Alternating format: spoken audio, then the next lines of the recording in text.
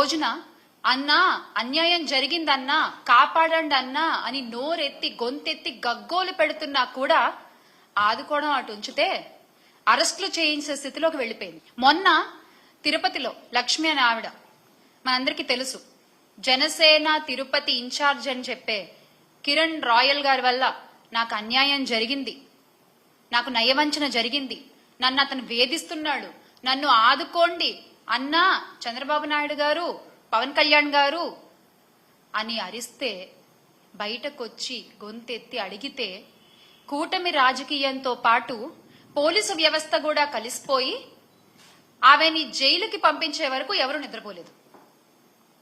ఆ లక్ష్మి అనే ఆవిడ ఏ రాజకీయ పార్టీకి సంబంధించిన ఆవిడ కాదు.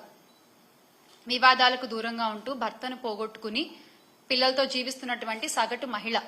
ఆమెకు జరిగిన అన్యాయాన్ని గుర్తెరిగి ఆమె దాని నుంచి బయటకొచ్చి మళ్లీ తన కుటుంబ జీవన పోషణ కోసం తనకు జరిగిన అన్యాయం నుంచి బయటపడితే తను ఆ కిరణ్ రాయల్కి ఇచ్చినటువంటి 1,30,00,000 తనకి తిరిగి వస్తే అతని కుటుంబానికి ఉపయోగపడతాయి అని చెప్పి నమ్మి ఈ కూటమి ప్రభుత్వాన్ని సహాయం అడిగితే ఏం చేశారండి? మీరిచ్చిన తీర్పు ఏంటి? ఆవిడ అరెస్ట్. అంటే బహిరంగ సభల్లో అధికారులతో సమావేశాల్లో మీ మాటలు కోటలు దాటుతాయి. మహిళలకి ఏమన్నా అన్యాయం జరిగితే కడుపు రగిలిపోతుంది, కడుపు తరుక్కుపోతుంది. మహిళల safety is my utmost priority అని మాట్లాడినటువంటి గొంతులు ఈ రోజున ఎందుకు ఒక్క మాట కూడా మాట్లాడట్లేదు? మీ పార్టీ నాయకుడేగా, ఎందుకని? అంటే ఇవన్నీ మాటల వరకేనా? చేతల్లో ఇవేం కనపడవా? ఒక ఆవేశం అదంతా ఏమైపోయింది? ఈ రోజున ఆవేశం అంతా ఏమైపోయింది? లేకపోతే ఏమన్నా డ్యూటీ దిగారా? చెప్పండి. జస్ట్ అంటే ఏమైనా గ్యాప్ తీసుకున్నారా? మళ్ళీ మీరు డ్యూటీ ఎక్కాక ఇవన్నీ చూస్తారా? రాజకీయ ముసుగులో ఒక మహిళను వంచి మోసం చేసి, అంటే ఎంత సిగ్గు విడిచి ఆమె బయటకు వచ్చి ఇదంతా జరిగిందంతా చెప్పి 30 సవర్ల బంగారం తీసుకున్నాడు, మా అధికారు వస్తున్నాడు, 1,30,00,000 నాకు కావాలి అంటే అత్తగారి నుంచి వచ్చిన ధనాన్ని, నగదుని, బంగారాన్ని ఆ లక్ష్మి అనే ఆవిడ ఆయనకి ఇస్తే ఆయన ఈ రోజున మాట్లాడే మాటలేంటి? తిరిగి అడుగుతున్నందుకు గొంతు పిసికి చంపేస్తా, నీ పిల్లలు పెద్దవాళ్ళు అయ్యారని ధైర్యంతో మాట్లాడుతున్నావా, వాళ్ళ కాళ్లు విరిచేస్తా, ఏ పోలీసు వస్తాడు, ఎవరు చూసుకుంటారు అని చెప్పి మాట్లాడే మాటలా? పార్టీ అధినాయకుడేమో మహిళల ప్రయారిటీ మాకు ముఖ్యం, మహిళల రక్షణ మాకు అట్మోస్ట్ ప్రయారిటీ అని మాట్లాడతాడు. కానీ ఆ పార్టీలో ఉండేటువంటి నాయకులు మాత్రం చేసే పనులేమో ఇవి. అంటే ఈ ఆధారాలన్నీ పట్టుకుని ఆ సగటు మహిళ పోలీస్ స్టేషన్ కి వెళ్లి ఫిర్యాదు చేద్దాం అనుకుంటే కనీసం కంప్లైంట్ కూడా తీసుకోరా అండి పోలీసులు? ఇదేం అన్యాయం అసలు? ఏం రాజ్యం నడుస్తోంది ఇక్కడ? ఇదే గత 5 ఏళ్లలో చూసుకుంటే ఫోన్ లో దిశ యాప్ ని నొక్కిన, ఫోన్ ని షేక్ చేసిన, ఆడపిల్లలపై అన్యాయం చేయాలనుకున్న వాళ్ళని షేక్ చేసేలా, వాళ్ళ అంతు చూసేలా పనిచేసిన వ్యవస్థలో ఉన్న ఈ రాష్ట్రంలో ఈ రోజున మహిళలు భయంగా బతుకుతున్నారు. అరే ఇంత జరుగుతున్నా ఒక్కళ్ళు నోరెత్తరు, ఒక్కళ్ళు నోరు తెరిచి మాట్లాడరు. ఈ లక్ష్మి గారి విషయం అనే కాదు, కూటమి ప్రభుత్వం అధికారంలోకి వచ్చిన దగ్గర నుంచి ఆడపిల్లలపై, చిన్న పిల్లలపై ఎన్ని అఘాయిత్యాలు జరిగాయండి, ఎన్ని అన్యాయాలు జరిగాయి? కనీసం ఒక్కళ్ళన్నా మాట్లాడారా? మన రాష్ట్ర హోంమంత్రి అనిత గారు మాత్రం పేరుకి మాత్రం హోమ్ మినిస్టర్, ప్రచారాలకే పరిమితం అవుతున్నారు, ఆవిడ ప్రకటనలకే పరిమితం అవుతున్నారు. పోలీస్ వ్యవస్థ హోమ్ మినిస్టర్ చేతిలోనే కదా ఉంటుంది. ఎందుకు దాన్ని మీరు కట్టుదిట్టంగా చేయలేకపోతున్నారు? రాష్ట్రంలో గంజాయి సాగు చేసిన ఆడపిల్లలకి అన్యాయం చేయాలన్న ఆలోచన వచ్చిన ఆ రోజే వాడికి ఆఖరి రోజు అని చంద్రబాబు నాయుడు గారు చిలక పలుకులు పలికారు కదా. చంద్రబాబు నాయుడు గారు ఈ రోజున ఆడపిల్లలకు అన్యాయం చేసిన ప్రతి ఒక్కడు కాలర్ ఎగరేసుకుంటూ తిరుగుతున్నాడు బయట. ఇంకా చెప్పాలంటే ఆ ఆడపిల్లలకి అదే చివరి రోజు అయింది కొన్ని సందర్భాల్లో. దానికి మీరు ఇచ్చే సమాధానం ఏంటండి? తొక్కి పట్టి నార తీస్తాం, ఆడపిల్లల జోలికొస్తే తొక్కి పట్టి నార తీస్తాం, నడు వంచి దెబ్బలు కొడతాం అని చెప్పినటువంటి పవన్ కళ్యాణ్ గారు ఏది?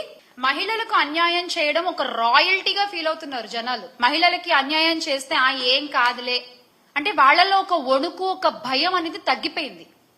ఎందువల్ల? ఒక కట్టుదిట్టమైన వ్యవస్థ లేకపోవడం వల్ల. గత 5 సంవత్సరాలు ఇలా లేదే. ఆడపిల్లల జోలికి రావాలంటే వణుకు పుట్టేది ఒళ్ళంతా.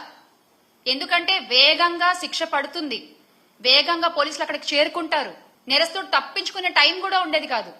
అంత ధైర్యంగా బతికిన మహిళలు ఈ రోజున కూటమి ప్రభుత్వంలో గుండెలు అరచెత్త పట్టుకుని బతుకుతున్నారు. అయినా ఇలా తప్పులు చేసే వాళ్ళందరికీ కూడా కూటమి ప్రభుత్వం మద్దతు పలుకుతూ ఉందంటే నాకు ఆశ్చర్యం వేస్తుంది ఒక్కసారి. మళ్ళీ కిరణ్ రాయల్ గారి విషయంలో అంటే ఆగ మేఘాల మీద లక్ష్మి గారిని అరెస్ట్ చేయడానికి రాజస్థాన్ జైపూర్ నుంచి పోలీసులు వచ్చేశారు, అరెస్ట్ చేశారు, తీసుకెళ్లిపోయారు. మరీ గమ్మత్తుగా ఈ విషయాన్నైనా 3 రోజులు ముందే చెప్పారు. పలానా జైపూర్ నుంచి పోలీసులు వస్తారు, లక్ష్మి గారిని అరెస్ట్ చేస్తారు, చూసుకోండి కావాలంటే అని. ఎగ్జాక్ట్ గా ఏదో కథ చెప్తే సినిమా తీసినట్టుగా ఎగ్జాక్ట్ గా అలాగే జరిగింది. కరెక్ట్ గా 3 days తర్వాత. అంత కరెక్ట్ గా ఎలా తెలుసు మీకు? మీరే ప్లాన్ చేశారా? మీరు చేసిన అన్యాయాలు బయట పెడుతున్నారని చెప్పి, మీకు ఎదురుగా ఒక మహిళ నిలబడి పోరాడుతోందని చెప్పి మీరే ప్లాన్ చేశారా? అంత ఆగమేఘాల మీద పక్క రాష్ట్రాల నుంచి మీరు అధికారులను తీసుకొచ్చి పని చేయించుకోగల సత్తా మీకుంటే, అంత పలుకుబడి మీకుంటే, సార్ ఆ పలుకుబడిని కొంచెం రాష్ట్ర ప్రయోజనాల కోసం వాడండి కదా, రాష్ట్ర మంచి కోసం వాడండి కదా. ఒక ఆడపిల్లకి అన్యాయం చేసిన వాడిని రక్షించడం కోసం మీరు ఆ పలుకుబడిని వాడేది.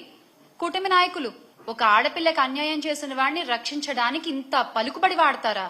అదేదో రాష్ట్ర ప్రయోజనాల కోసం వాడుంటే ఎంతో కొంత మంచి జరిగేది కదా రాష్ట్రానికి. అంతకంటే దారుణం ఏంటంటే అన్యాయం జరిగిన బాధితురాల్ని ఆదుకోకపోగా, అండగా నిలబడకపోగా, అసలు ఆమెని ఒక తేరుకోలేని ఒక సిచ్యువేషన్ లో పెట్టడం, అరెస్ట్ చేసి జైల్లో వేసేస్తే అయిపోతుంది అంతే.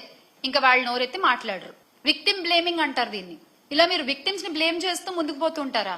అంటే ఇది చూసి ఇంకొకళ్ళు ఎవరు బయటకు వచ్చి మాట్లాడరనా? మీ ధైర్యం? ప్రజలిచ్చిన అధికారాన్ని ప్రజల కోసం కాకుండా మీ తప్పుల్ని కప్పిపుచ్చుకోవడానికి, మీ వాళ్ల తప్పుల్ని కప్పిపుచ్చుకోవడానికి మీరు వాడుకుంటున్నట్లంటే ఏ స్థితిలో ఉన్నామో, ఎంత గొప్పగా మీరు పరిపాలన చేస్తున్నారు ప్రతి ఒక్కళ్ళు చూస్తూనే ఉన్నారు. అంతెందుకండి, డిప్యూటీ సీఎం గారి సొంత నియోజకవర్గంలో ఒక ఆడపిల్లపై అత్యాచారం జరిగితే ఈ రోజు వరకు ఆయన వెళ్ళి మాట్లాడలేదు. ఏంటండి మీరు రక్షణ కల్పించేది మహిళలకి? ఏంటండి మీరు ధైర్యాన్ని నింపేది మహిళలకి? ఒకటి మాత్రం బాగా అలవాటైపోయింది, ఏది జరిగినా వైఎస్ఆర్ కాంగ్రెస్ పార్టీ వైపు వేలెత్తి చూపించడం. ఎస్కేపిజం. ఏది జరిగినా వైఎస్ఆర్ కాంగ్రెస్ పార్టీ వైపు వేలెత్తి చూపించడం. నవ్వుతున్నారు, అయినా మీకేం పట్టట్లేదు.